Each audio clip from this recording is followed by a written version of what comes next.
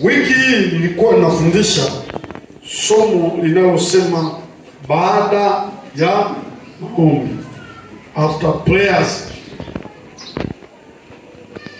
Na nimefundisha siku ya Jumatano, nimefundisha Ijumaa. Msukumo wangu wa kufundisha somo hili ni kwa nini hatuoni matokeo ya maombi. Huo ndio msukumo wangu. Impact ya maombi hatuioni ipasavyo kanisa la sasa. Na nilijaribu kuleta mawazo, sijui yataitwa gongana au mawazo chunganishi, lakini nina uhuru wa kutoa mawazo yangu mimi kama mchungaji na kama msomaji wa Biblia. Mawazo yangu yako clear kabisa. Mimi nimesema hivi, ninaposoma Biblia Agano Jipya na Agano la Kale, sioni maombi yenye nguvu sana kuzidi maombi tunayoomba sasa. Kwa maana nyingine, na kizana na wahubiri wenzangu wanaosema kanisa sasa haliombi, lakini mimi ninaposoma sioni maombi yenye nguvu nyakati hizo yanayozidi sasa. Na nilipita Agano la Kale. Katika Biblia tuna watu wanaitwa watu wakuu. Hata tunaposoma vitabu fulani vya Biblia kwa upekee wake, lazima uelewe watu wakuu kwenye kitabu hicho. Yaani majina yanayozungumzwa sana kwenye kitabu hiki ni yapi. Lakini Biblia ina watu wakuu ambao lazima uelewe.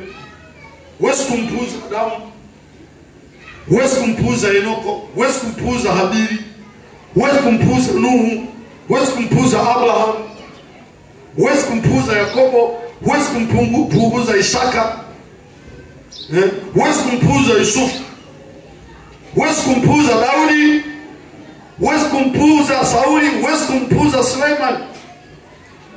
Lakini watu wakuu hao wote, kwa maelezo yangu nilisema sioni maombi yao mazito yanayolingana na maombi ya sasa.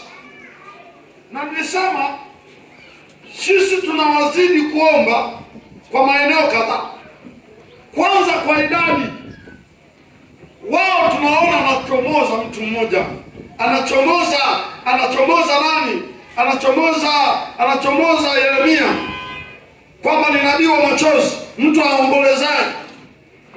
Yaani anachomoza mmoja mmoja. Sisi sio kwa mmoja mmoja. Sio kwa mmoja mmoja.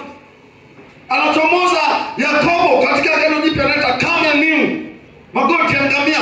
Magoti yake yaliota sugu kwa ajili ya maombi. Hii jamani linalosisitiza maombi kwenye kitabu chake, kwamba Elia alikuwa mwanadamu kama sisi, lakini aliomba mvua isinyeshe, haikunyesha, na akaomba inyeshe, ikanyesha. Anaitwa magoti ya ngamia. Anachomoza yeye. Kwa hiyo nimesema tunawazidi kwa uchache. Wao wako wachache, sisi hawezi kuwa wachache. Na unajua tunazungumza nyakati zao, sio watu walikuwa hawapo, lakini anatokea mmoja mmoja. Na wengine nimewafafanulia waliomba wapi. Niwatajia Waamuzi, nikasema kwa mfano Samson aliomba mara 2 tu kwenye maisha yake, ndio maombi yanaandikwa. Aliomba alipokuwa na kiu, aliomba anapotaka kujilipizia kisasi na maadui zake. Sala fupi kuliko ya Baba yetu leo mbinguni, au kuliko sala Maria. Jamani, mnanielewa? Kwa hiyo tunawazidi kwa uchache wao, lakini makundi, sisi tuna makundi mengi, tunawazidi. Sisi tuna makundi mengi ya watu wanaomba. Tunawazidi kwa siku za maombi. Siku za maombi hizi 28 tu tulizopiga, nenda katafuta wanafunzi kama waliwahi omba siku 28. Wapi? Soma Biblia panaposema. Mtu mmoja ataniambia, mchungaji, sio lazima kiandikwe kila kitu. Ninakubali, hata kama sio lazima kiandikwe kila kitu.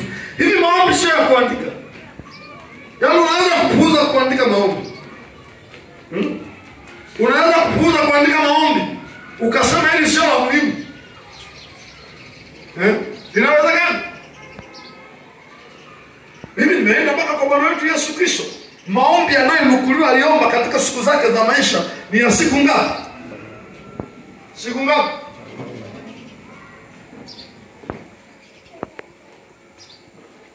Sasa sitaki kurudia huko. Sasa tulikuwa tumejikita, tatizo ni nini? Kama sasa tuna watu wanaenda kupiga maombi siku 365, yaani mwaka mzima mtu anaomba mpaka tumbo limeandikwa maombi, yaani anafunga mpaka funga inageuka kuwa kawaida. Hivi unajua funga inaweza kugeuka kuwa kawaida? Yaani umeuzoesha mwili mpaka usipokula sawa, lakini hamna mguso. Hakuna kitu kikubwa tunakiona. Mimi nina marafiki na wajua watu wanaoomba zaidi yangu. Hakuna. Watu wanaopiga siku 365, watu wanaopiga siku 70, watu wanaopiga siku 90, wanaopiga siku 21. Wengi. Makanisa yanayoomba sio kanisa tu lile moja la mitume. Sasa tuna makanisa mengi. Sio Assemblies tu, sio PCT tu, sio PAG tu, PAG sio KLPT tu. Mengi. Sasa hivi hata yale tunasema hayaamini wokovu yanaomba, tena yanafunga. Kwa nini wao? Wanaitisha mifungo sio ya miezi ya Kwaresima. Ni muda mwingine tu inapigwa mbiu ya maombi ya kufunga. Wewe utasema hivi ya kwamba Mungu hawezi kuwasikia, ni wewe unayozungumza. Lakini hakuna kitu kinashindikana kwenye maombi. Hiyo ndio maana ukifeli maombi umefeli kila kitu. Mtu anayekwenda kuomba usimbeze hata kidogo kwa sababu ya hali yake alionayo. Kwa sababu hali yoyote alionayo mtu, hata awe jambazi awe mwizi, inatatulika kwa maombi.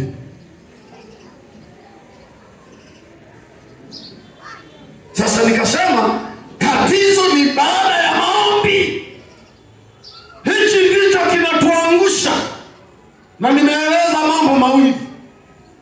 Leo nitaka niongeze la tatu, lakini nataka niongeze 7. Kama tutafika saa 12 jioni wacha tufike 7.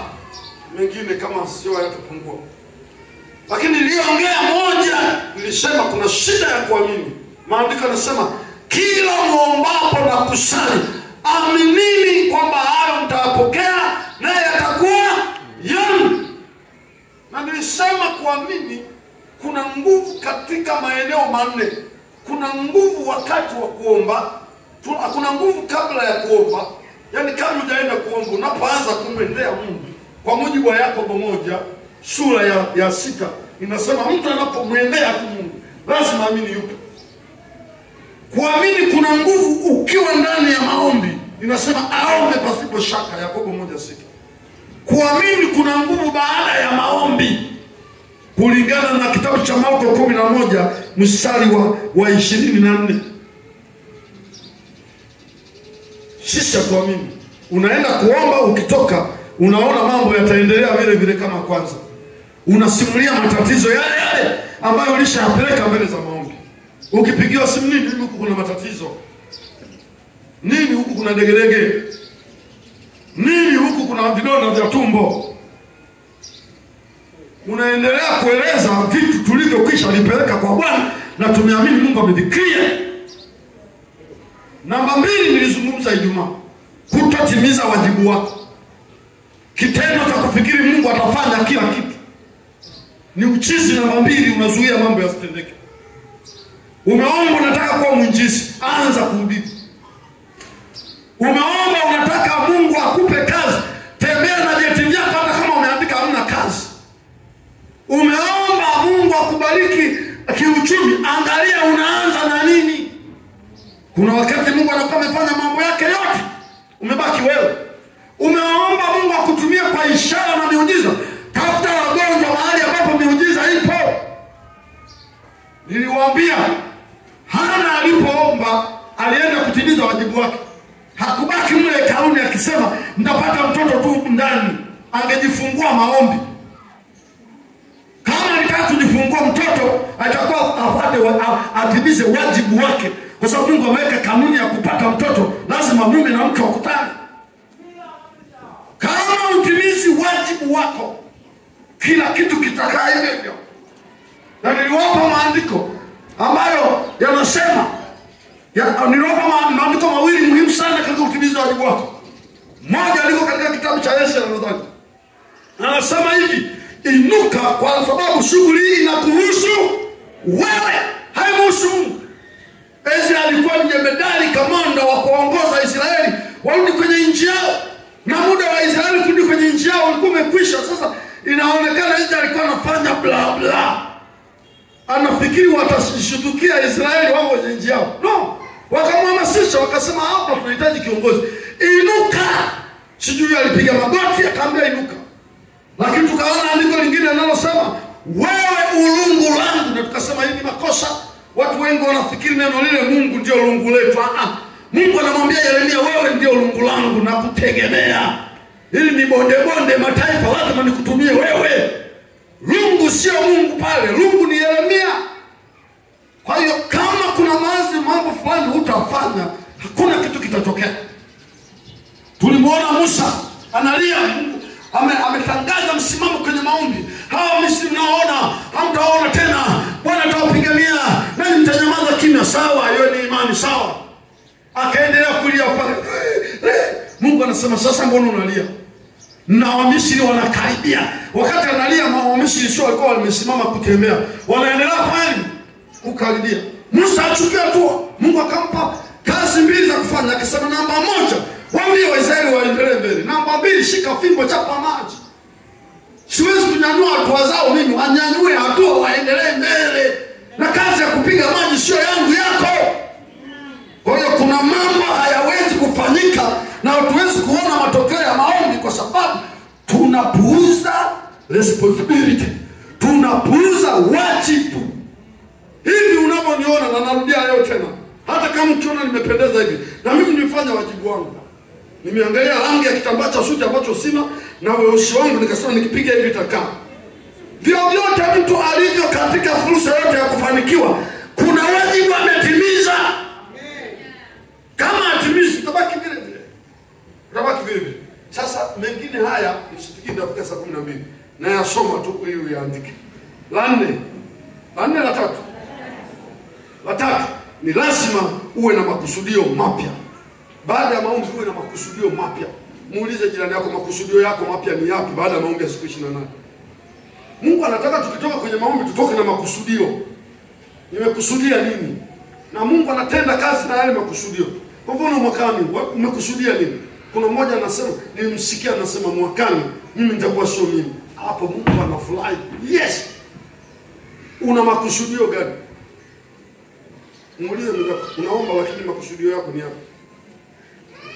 Pengine unaomba makusudio yako unasema watanikoma. Pengine unaomba unasema makusudio yangu wataniona. Kwanza sasa mimi hata michango sitoi. Ni wakati wa kufanya mambo yangu. Hao watazoea hao. Utabaki hivyo ndio upati makusudio. Nne, andika. Panga kufanya mabadiliko. Panga kufanya mabadiliko. Hii nataka kulingana na makusudio, lakini kuwa na mikakati kabisa kufanya mabadiliko, kwamba hapa nabadilisha, hapa nabadilisha, kilo changu hiki nabadilisha, shughuli yangu hii nabadilisha, biashara yangu hii nabadilisha, kusoma kwangu huku nabadilisha, tabia zangu hizi nabadilisha. Kuliwahi kutokea maombi yaliyoongozwa na jamaa anaitwa Yoshua. Na haya maombi huwa yananiuma sana. Ukisoma hiyo Yoshua sura 24, unaangalia Yoshua ndiye aliyesafiri na Waisraeli baada ya Musa kufa. Ndiye aliyewavusha mto Yordani, ndiye aliyekuwepo kama kamanda wakati wa kubomoka kwa kuta za Yeriko. Lakini mpaka sura 24 anawaambia watu, chagueni mtakayefanya nini? Mtakayemtumikia. Sio kama Yoshua. Serious. Hawa watu ndio watu walikuwa hawajachagua. Mpaka nabaki yeye na nyumba yake. Sasa kwenye maombi yale, yalisema tutamtumikia Bwana. Yoshua akasema no. Anawasikiliza, tutamtumikia Bwana. Yoshua akaenda. Si mwingine mzee kaumbu na wasikia watu wakizungumza. Sio wasikia sasa. Tutamtumikia Bwana, nimezungumza makusudio pale. Lakini Yoshua akawasikiliza akasema sawa, nimesikia mnachosema. Lakini sio kihivi. Lazima kutokee mabadiliko hapa. kile kimungu kigeni na kile kimungu kigeni viondoke, na kile kiliondoke. Hayo maneno unayozungumza bila mabadiliko, hakuna kitakachotokea. Akarudia sasa, kuna wakati mwingine tunasikiliza maneno yanayozungumzwa tu. Haya maneno unayozungumza hayana nguvu yoyote kama hakuna changes ulizokusudia kuzifanya. Fanya mabadiliko. Kama uli kwenye ndani ukisema sasa nakwenda, kama wewe zoni sema naenda zoni. Mungu hawezi kufanya kitu na watu ambao wameomba lakini hawakusudii kubadilisha chochote, kwa sababu maombi, moja ya kazi ya maombi lazima yakubadilishe wewe. Maombi hayambadilishi Mungu. Mungu abadiliki. Kazi ya maombi ni kukubadilisha wewe. Bwana Yesu asifiwe. Mwambie mwenzako plan kufanya mabadiliko. Sema hiki hapana, hiki hapana. Kuna vitu ambavyo usipoviondoa, usipobadilika, mwezi kwenda na Mungu sambamba. Huwezi kumforce Mungu afanye mambo yako. Si unaona hicho kinakuja, wewe mchanga vipi? Hawa wanaweza kukutesa hawa. Au unataka niweke 10,000 hapo? Haya, wewe nikuwekee basi. Hii hapa nisikie sauti. Jana kununue leo. Hii hapa. Wale wako nione pana homa. Jamani amina. Naomba tu akanunue matunda. Unaona, unajua wewe ni baba wawili. Najua shirika ambao hamjamuona mke wake anakaa hapo, mumuone. Sije mkao mnamfurahia tu. Njoo tufungie vyombo. Sasa kuna tutoto tuwili hapo tunapokezana sauti nyingine. Wao mwe mnamuona mnamtupia 5,000 10,000 na yeye ajue kabisa kwamba nina wenzangu hapo.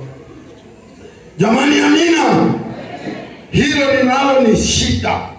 Mtu anasema nimeomba, sioni chochote kimetokea katika maisha lakini nimefunga sana. Muulize umefanya mabadiliko? Muulize mzako umefanya mabadiliko? Yoshua akawaambia, mbele niombe mistari kabisa mtaisoma mwenyewe ili tukomboe muda. Yoshua 24 mstari wa 16 na wa 23. Wa 16 unaona yanayojitutumua. Tutamtumikia Bwana. Yoshua anawaangalia tu. Lakini mbele anasema no. Haya ni maneno tu. Mimi naelewa kuna vitu mmevishikilia ambavyo hivi haviwezi kuwafanya muendelee kumtumikia Mungu sawa. Ama sivyo mwache kumtumikia Mungu, ama sivyo mviache. Lakini huyu Jehova ninamfahamu hawezi kwenda na ninyi mkiendelea na misimamo ya zamani bila mabadiliko. Hawezi kwenda na ninyi. Kuna watu wameingia kwenye maombi wametoka vile. Kwa nini uongo? Waombaji wengi leo wanaingia kwenye maombi wanatoka wako vile. Ukitaka uliza kwenye majumba yetu. Si ajabu mwanamke anasema sasa ulikuwa unaomba nini? Si ajabu mwanaume anasema sasa ulikuwa unaomba nini? Ulikuwa unaomba nini? Haya maneno yako haya. Ya ulikuwa unaomba nini? Nilifikiri maombi atakubadilisha. Ulikuwa unaomba nini? Wewe unategemea utapokea kitu kwa Bwana? Wewe unategemea Mungu atakutumia kwa ishara na miujiza? Wewe unategemea utaona mpenyo? Hapana. Katika jina la Yesu maombi ya safari ya kubadilishe. Ya kubadilishe kwa jina la Yesu. Hiyo ni 4. Ni 4 ni 5. Sio 5. 5 hiyo kikaendelea mtabaki mpaka saa 12. Hiyo ni 4. 5. Zuia kiburi na majivuno. Hilo ni jambo niliongelea kidogo baada ya maombi. Mwambie mwenzako baada ya maombi. Zuia kiburi na majivuno. Watu wengi waombaji miongoni mwa majaribu yao makubwa ni kiburi. Tembea na Mungu. Akiona watu wengine wanaona hawako kwenye uwepo wa Bwana. Wanapoomba, mmoja nisikia naomba. Kama mimi tunashindwa kuwabadilisha. Sindoa kuwabadilisha kwa nini kuongea vibaya? Sema Mungu wa mbingu na nchi, Baba tuko mbele zako tunakuomba. Tunayaweka mapraise team. Hawa wanapendea kukimbilia tu vyombo huku. Lakini hawaji hata kwenye maombi. Hawaji ni wategaji hatuwaoni. Mungu angalia. Unafikiri uko rohoni kumbe uko chooni. Kuna namna tu ya kuongea na hawa, lakini ukifanya hivyo wakati unako kwenye maombi, usifikiri Mungu anakuelewa. Hakuelewi hata kidogo. Hakuelewi hata kidogo. Na una ndugu yako, mwambie jirani yako tukueleze ndugu yako. Ndugu yako yuko kwenye Luka 18:12. Naye alienda akasema mimi hapa nafunga mara 2 kwa wiki. Naona alafu akatokea mmoja from nowhere. Mjinga mmoja akatokea akaanza kupiga nini? Kifua. Jana anapiga kifua mbele za Bwana. Hahesabii haki ya maombi yake. Hahesabii haki ya kufunga kwake. Kiburi kijanja sana. Unaweza kukaa kama mnyenyekevu, kumbe una kiburi. Unaweza kutembea hata hivi, kumbe una kiburi. Kijanja sana kiburi. Kijanja mno. Kinaweza kukata kwenye meno tu. Sasa unapokuwa umeomba, jirinde mno na kiburi. Pengine ndio umeomba na sisi waombaji tuna mambo yetu. Na naomba na nyinyi vijana mnitunze sana nyinyi. Masuala ya mimi napita naomba afu na wewe unapita nyuma. Mimi nimepita pale pepo hamna afu sema haleluya. Ukifika nyumbani unaona mama nani? Baraka mke wako anaitwa mama nani? Mzee pale alishapita, nilipopita mimi nyuma. Mle alimopita. Unajua hiyo ni dharau. Na wachungaji mimi mnajiepusha na dharau hizo. Saa zingine mnapita haraka mnashapa. Unapita unaombea hivi. Wakipita wakina Kenya wanakomaa. Mpaka mtu yule hata kama hana pepo anasema hili yule na pepo tu huyo aniachie. Sasa wewe unaomba unapuliza. Unataka Bwana yakopa. Naachilia moto. Toka huko sasa. Sasa ni sasa hivi kiroho kuishi leo. Hizi pepo zinataka sisi. Na baadaye unaweza kukuta pepo ziko hapo afu unachagua leo. Njoo Ezra. Njoo. Wazee wamchoka njoo Ezra njoo na wewe fulani. Sisi ndio wanaamsha. Nawafundisha. Hayo mimi nimeyapitia, sio sijayapitia. Hayo nimeyapitia. Na mimi kuna sehemu najifanyaka mjinga kabisa. Naweza nikajifanya mjinga kama sielewi kitu. Lakini nikiamua kulianzisha na lianzishaka kweli. Na experience ya kutosha kuhusu pepo. Kwamba hii pepo niichomoe kivipi. Unaweza kupita mimi nikamwangalia tu nikasema yule ana pepo, lakini naona nikienda kutoa pale kama amepita mkubwa anasema nitakuwa namuaibisha, ngoja tuliache tutachomoa kesho kutu. Mimi sina neno na hilo.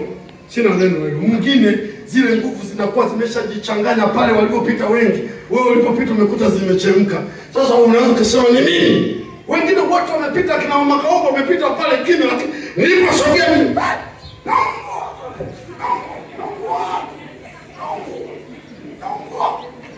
basi haleluya. Haleluya. Nilikwambia hapo. Wala sina haja hata kukusogelea. Mimi ni mbali kwa mbali tu.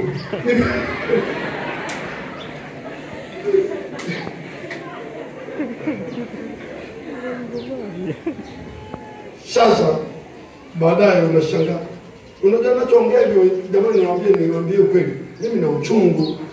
Mimi nimeona wahubiri hata hao wakubwa. Nimeambia huko nyuma nimekaa na wahubiri wakubwa hao. Sasa zingine hata mifungo yao sio ya kuumiza kama sisi. Lakini wanyenyekevu mno.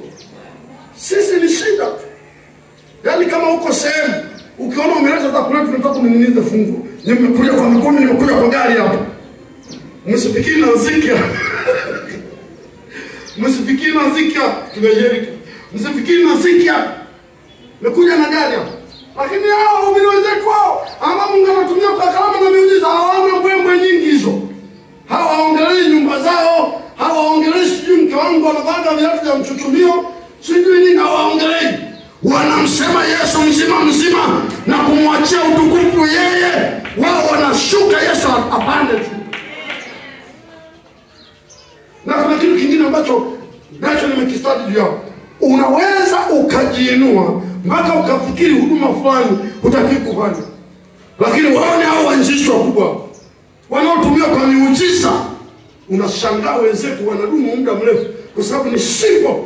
Mkienda kushuhudia na yeye anaenda kwenu kushuhudia kwenye meza ya mama ntilie, anashuhudia. Wanasema hivi, kuna uvuvi wa kuvua na nyavu, kuna uvuvi wa kuvua na ndoano. Ndoano inamhusu samaki mmoja. Nyavu zinaweza kukuangusha, lakini ndoano ikakupa nini? Kitoweo Na nyavu inaweza ikavua chochote kilichoma hata kidogodogo, lakini ndoano inaweza kukuchagulia aina ya samaki. Maana una target samaki mmoja kwamba hii ndoano kiasi chake, kimo chake ni samaki aina fulani tanasa. Unawakuta wako mtaani wakina Yahe, umekaribisha Kariakoo, Kedi huyo Ngogo Kariakoo kahubiri kwa Titus Ngam, wamekupa hoteli moja ya Kiyoyozi, utokeje uende mitaani, unakaa unasubiri muda ule wa kupanda madhabahuni, alafu anakuja unapokea Biblia ndio unakwenda.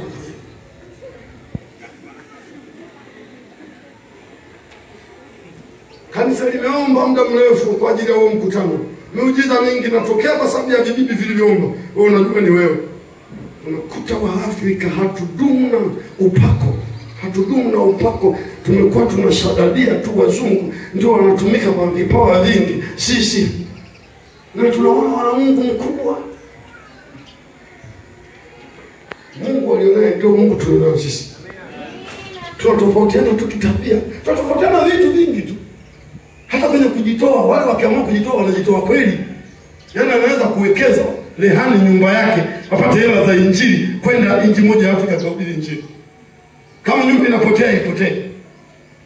Sisi tunataka kwenda kwenye chumo. Tunaenda kwenye chumo. Na sasa kwa sababu tunaenda kwenye chumo na watu kuchumika hawachumiki. Wenzetu hawapenda hata kwenye mikutano ya injili kutumia vikapu vya sadaka. Hawapendi wazungu. Nani anajua hiyo?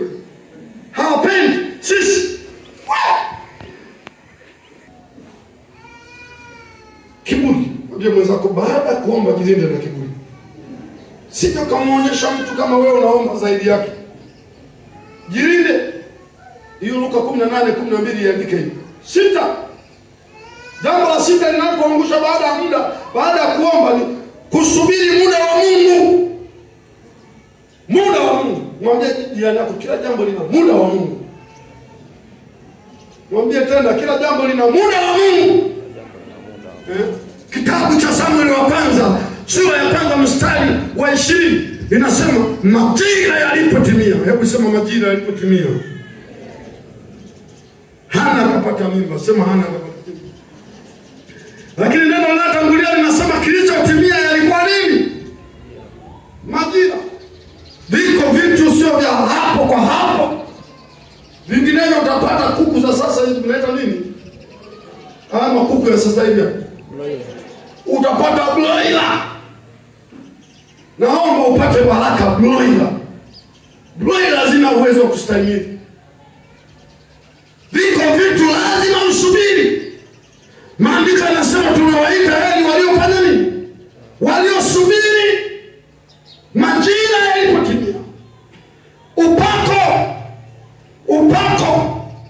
Upako haupingani na majira. Haupingani. Yako majira ya Hana kupata mimba. Asingepata wakati wote ule. Matamko yalitoka madhabahuni sawa. Aliamini sawa, lakini palipaswa kusubiri majira sahihi. Mtikise jirani yako mwambie yako majira sahihi ya subiri. Na majira sahihi yako na Bwana. Hiyo ni somo la kwanza 1:20. Lakini pia kitabu kingine nikuongeze ni kitabu cha Mhubiri 3 kuanzia mstari wa kwanza. Inasema kila jambo lina nini? Lina wakati. Lina wakati. Mimi nakwambia hata wewe unapita kwenye ugumu. Ni muda tu. Mwambie jirani yako ni muda tu. Hautakuwa hivyo ulivyo. Ni muda tu. Yako mambo lazima uvumilie. Usubiri wakati wa Mungu. Ukilazimisha kama sio wakati wa Mungu, utakula vibichi. Utapata ganzi ya meno, utakula embe ambayo haijakomaa. Sisi hatutaki kusubiri. Ibrahimu anaitwa baba wa imani kwa sababu alisubiri. Kwa hiyo hilo ni jambo muhimu sana baada ya maombi. Mwambie mwenzako baada ya maombi subira ni ya muhimu sana. Subiri muda wa Bwana. Namba 6 hiyo. 7. Uwe na nguvu ya mwendelezo. Hiyo ni shida nyingine ya wana maombi. Inaitwa nguvu ya mwendelezo. Na nimekuwa nikihubiri sana neno nguvu ya mwendelezo. Consistency. Na nilimuuliza mchungaji wa maombi, unaiona consistency inayoondoka kwenye kanisa hili? Sijui nini mnakuwa mkoje. Hebu mwambie mzako mkoje.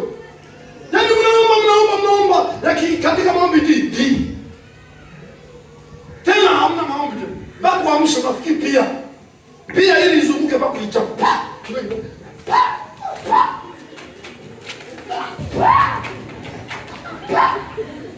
Ukiacha kuichapa tu.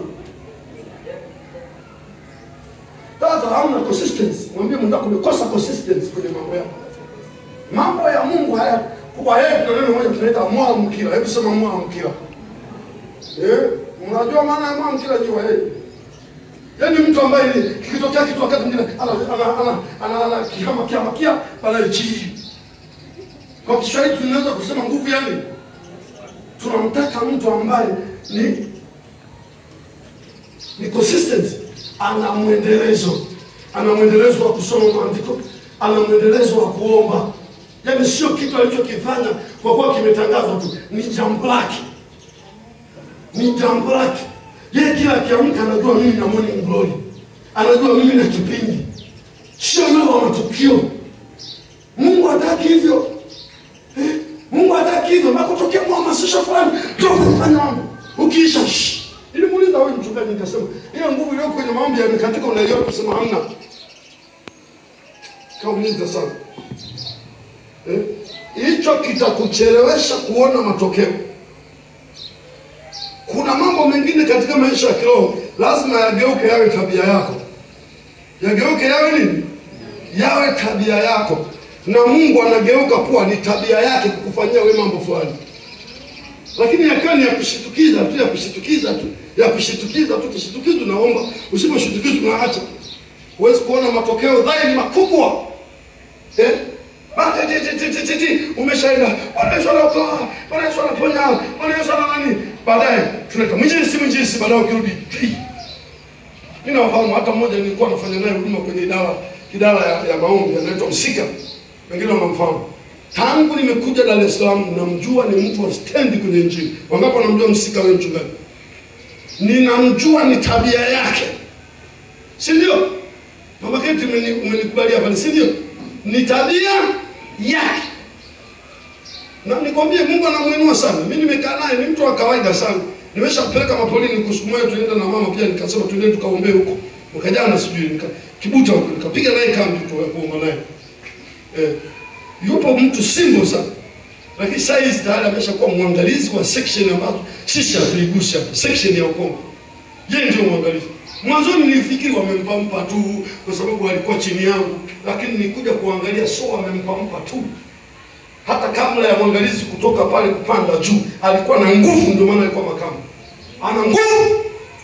Lakini namjua ni consistent kwenye mambo ya Mungu. Mwambie jirani yako vipi unambako paswe tu. Mwambie wewe vipi mbako paswe tu.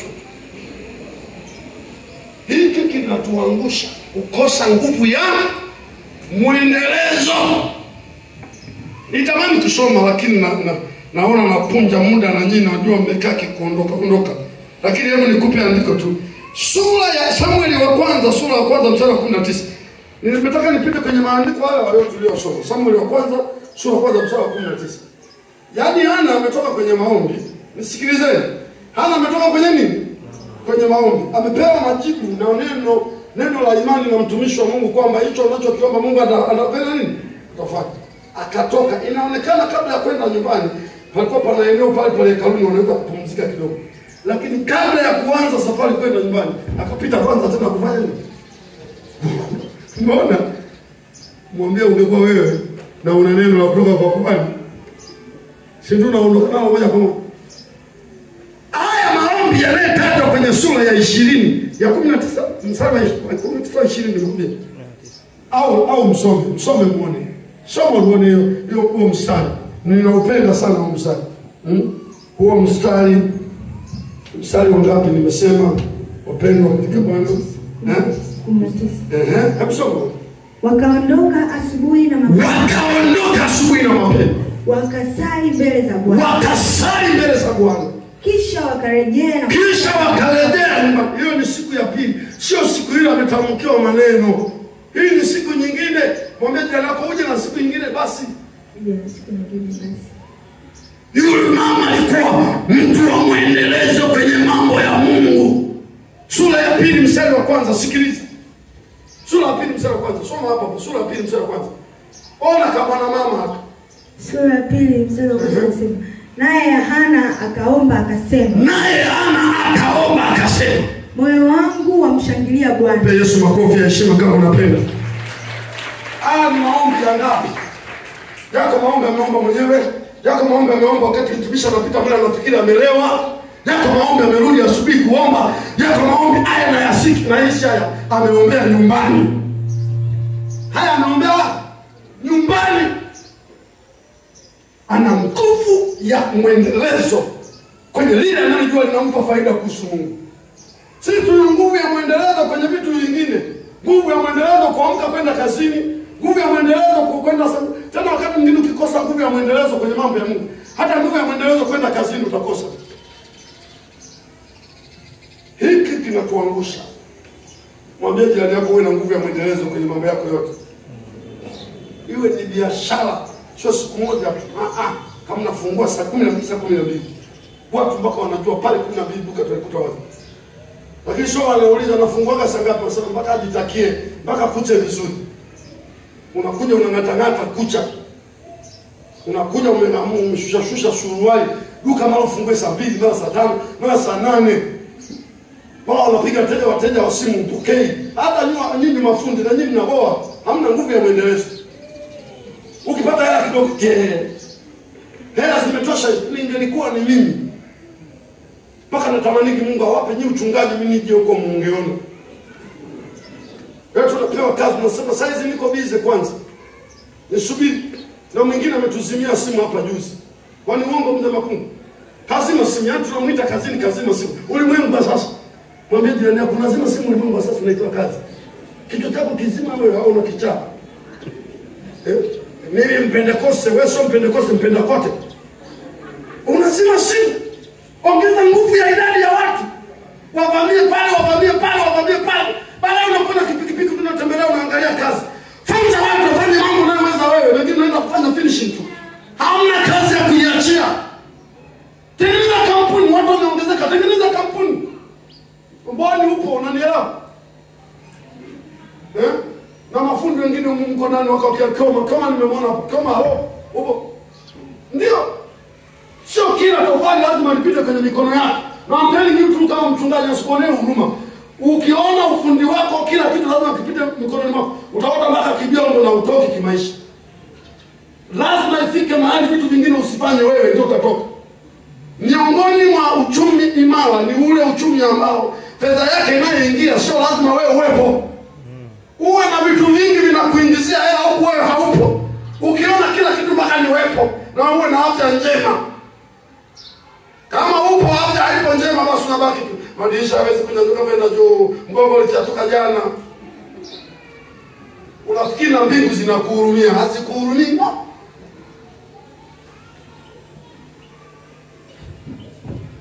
Nguvu ya mwendelezo. Hebu sema nguvu ya mwendelezo. Yaani kila kitu kinaendelea by power by force. Mambo ya kiroho yanaenda by power by force.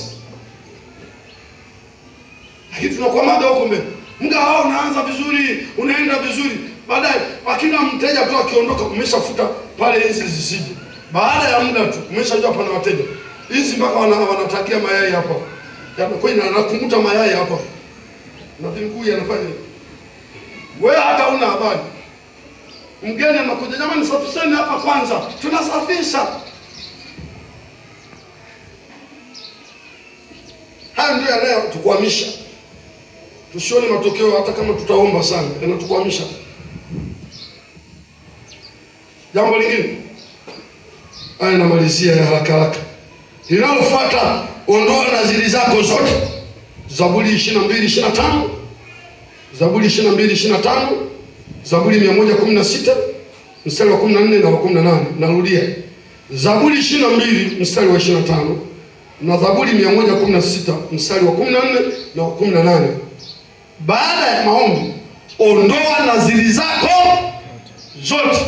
Unajua kwa nini hii ni hoja? Mara nyingi tunapoomba tunaongeaga neno vingi sana. Kwa nini uongo? Sisi tunaongea.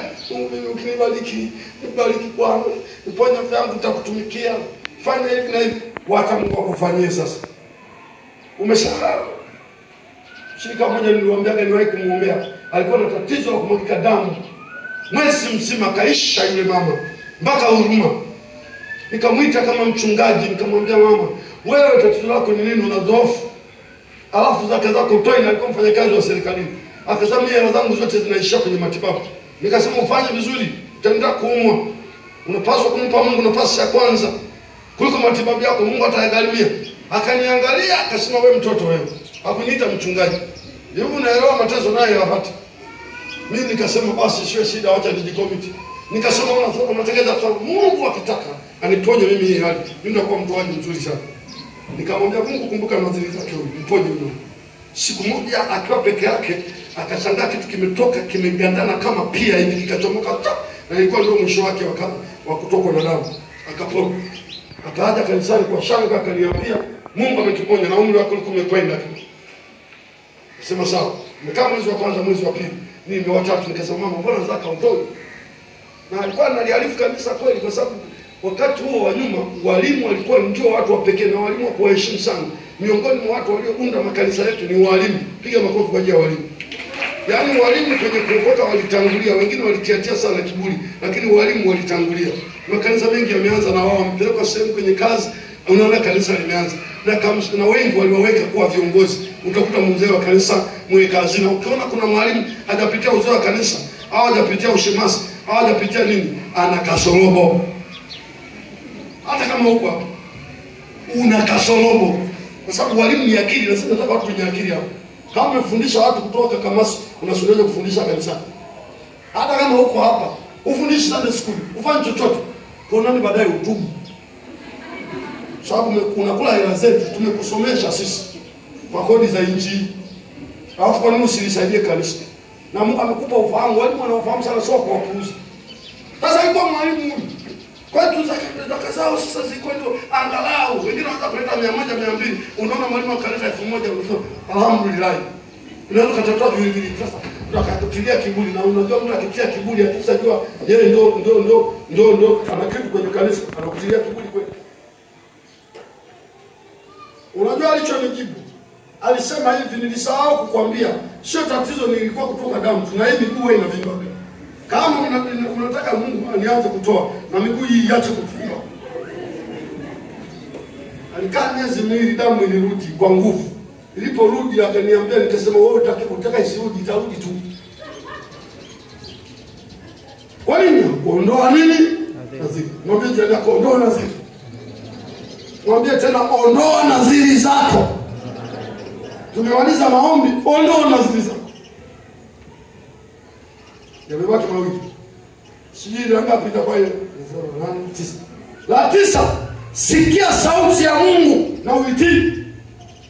Kitabu cha Waebrania sura ya 13 mstari wa kwanza hadi wa 3. Sikia sauti ya Mungu baada ya maombi. Sikia sauti ya Mungu na uitii. Na anatoa assignment mchungaji wa maombi. Moja kitu ambacho ninakiona natakiwa pia kukikomalia kwenye kanisa hivi ni kutoa nafasi ya kusikia sauti ya Mungu. Si sawa kuomba kusema amen, amen. Na nimeona wameanza kujengeka washirika wa hivyo hivyo. Ukisema amen nasema amen. Imeisha hiyo. Wapende kosi hawako hivyo. Hawako kijuujuu hivi kama wamekula bangi. Wapende kosi ukisema amen, wana amen fulani ya kushuka ambayo inahitaji kama muda fulani ndio akae sawa.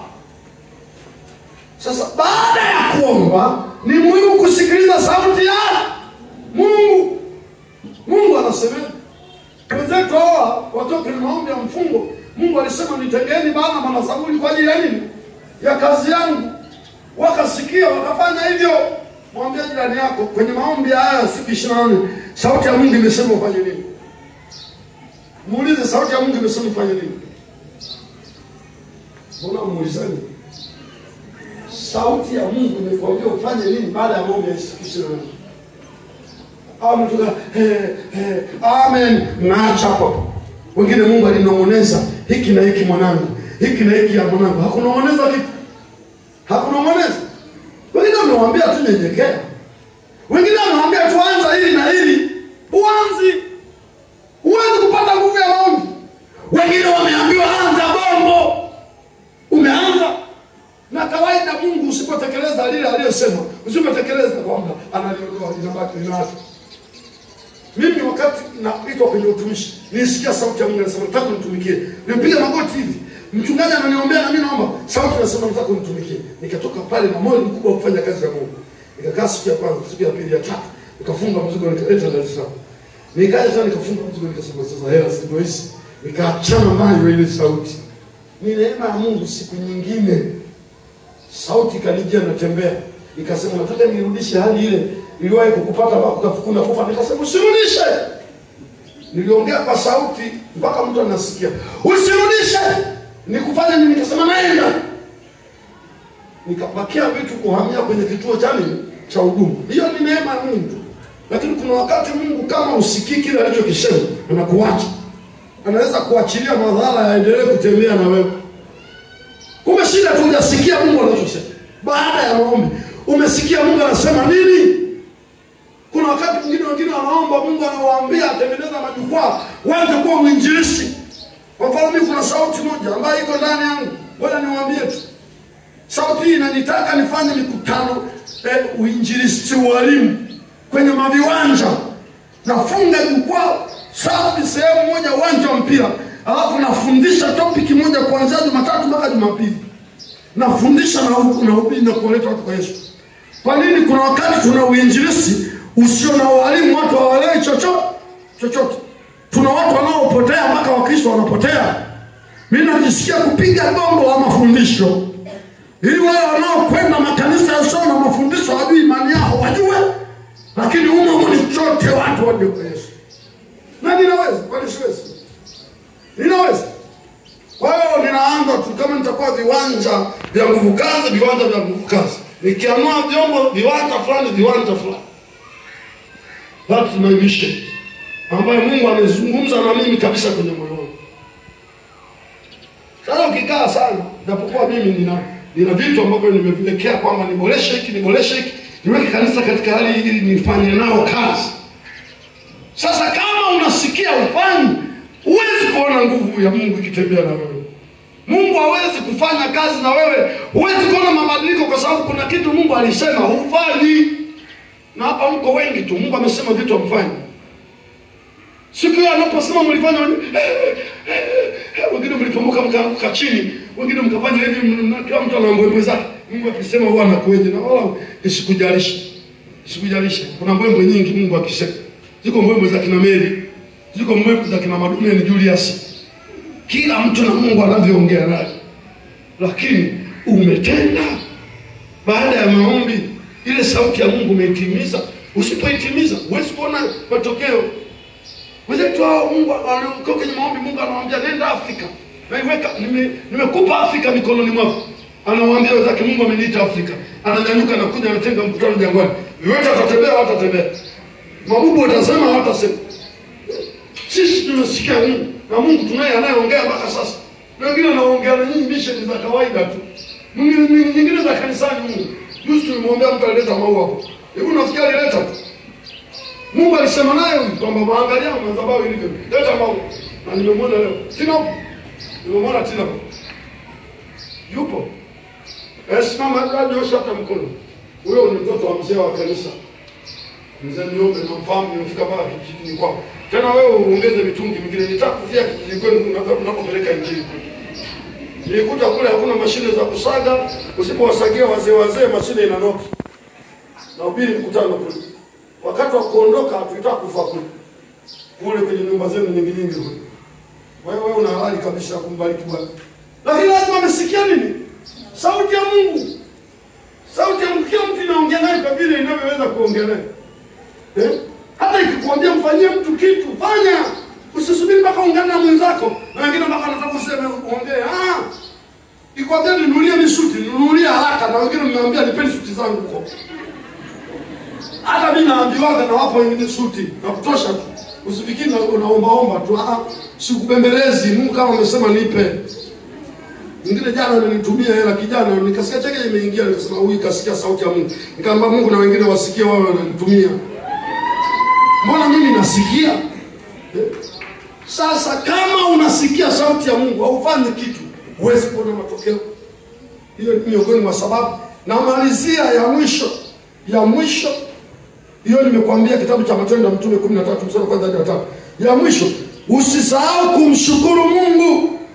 Samueli wa kwanza sura ya kwanza mstari wa 24 hadi wa 28. Samueli wa kwanza sura ya kwanza mstari wa 24 hadi wa 28. Hapo mistari iko mingi. Iko Zaburi sura ya 100 mstari wa kwanza hadi wa 4. Usisahau kumshukuru Mungu. Kumshukuru kwa kinywa chako, kumshukuru kwa sadaka. Hiyo Samueli hana ameenda na ng'ombe kwa ajili ya shukrani kwa Mungu. Kaenda na ng'ombe 3 na masadaka na mazagazaga kwa Mungu. Hatuwezi kutendewa na mambo na Mungu tukao kwenye maombi, Mungu akafanya na sisi mambo mengi kwenye maombi, tusiwe na shukrani. Shukrani ina faida nyingi, inamfanya Mungu atende na mengine yaliyobaki. Jamani, amini. Inafanya Mungu atende na mengine yaliyofanya nini? Yaliyobaki. Shukrani. Mwambie mwenzako wewe una shukrani. Jana nilienda kwa mshirika mmoja, alafu washirika wengine wawili kimbelembele wanataka tuongozane, nikasema tulieni. Nikawashusha. Kaenda kwa mshirika mmoja. Akasema baba, tupite nyumbani. Kupita pale akanichagulia kuku 2 zilizoenda shule.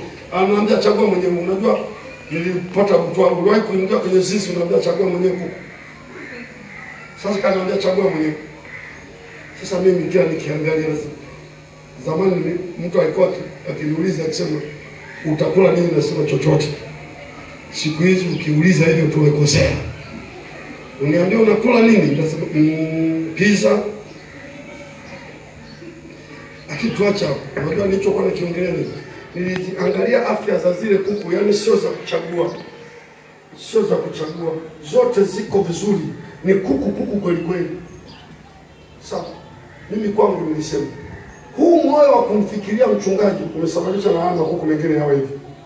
Na unajua sizijui. Kuna mtu anakupa kitu kwa sababu anajua ameshaviona hapa ndafanyaje. Lakini ziko nyuma huko, wala sikujua na kuku huko nyuma. Kanifungulia na chochoro. Nimeenda kushika kuku hawashikiki neema. Sichinji, usije ukafikiri unakuja kula baadaye, sichinji nafunga. Ni kuku wewe huna. Makuku mawili mengine. Yani jogoo na tetea lake. Ya kunyanyua hivi nikasema huu moyo wa kushukuru na kwamba mchungaji wangu apate. Mungu alipouona, unajua Mungu alivyo, huwa anaanza kufanya mapema. Mimi nikisimulia wao unaweza kusema unajisikia. Lakini sisimuli kwa kuwa unajisikia. Yaani kuna wakati naweza nikaguswa kwenye ibada, nikasema fulani na fulani nimtie moyo kwa kidogo hata 10,000 na ngapi. Namaliza na mimi Mungu ameshatuma mtu anifikirie muda huo. Yaani kuna wakati mpaka unafanya nini? Yaani ni kama unabadilisha, unafanya hivi. Sasa nikasema nikasema ubora wa hii mifugo unaweza ukawa umetokana na makusudio ya shukrani ya huyu moyoni wake. Yaani makusudio tu ya kwamba kuku akikua. Maana mwingine makusudio yake anaweza kusema ya kuku akikua hapati mtu. Wacha mwewe hata. Wacha kideli kije hapo. Lakini mtu ana makusudio akikua lazima mtengenezo wangu ale makuku mawili. Na kuku ya damu. Mimi nikamuuliza ni chakula cha aina gani nawapa kuku? Anasema ni mwanzo huko niliwapa chakula cha kitamu. Lakini sasa nawapa pumba ya kawaida. Shukrani. Mwambie jirani yako shukrani. Hivi mliwahi kujua Hana baada ya shukrani na masadaka aliyopeleka, akiwa hana mtoto na akapeleka na mtoto ambaye alikuwa mmoja, mnajua alipata watoto wengine wangapi? Hawa mkono. Yaani ukiondoa yule alipata wangapi? 5. 3 wa kiume, wa kike 2. Pigeni makofi hapo. Na hao waliwapata baada ya kutoka kwenye nini? Shukrani.